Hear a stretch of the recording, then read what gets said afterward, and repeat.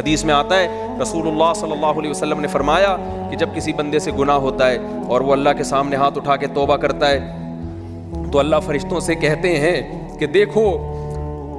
یہ مجھ سے توبہ کر رہا ہے نا، تو اس کو یقین ہے کہ کوئی خدا ہے، کوئی رب ہے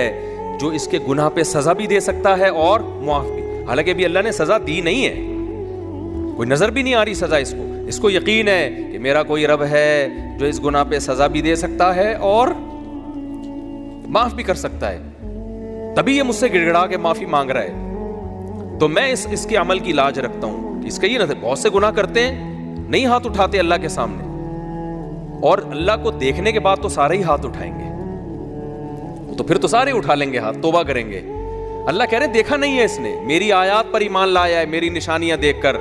میرے پیغمبروں کی دعوت پر لبیک کہا ہے، تو اس عمل کی لاج رکھ کے میں اس کی توبہ کو قبول کروں گا۔ حدیث میں آتا ہے پھر وہ دوبارہ گناہ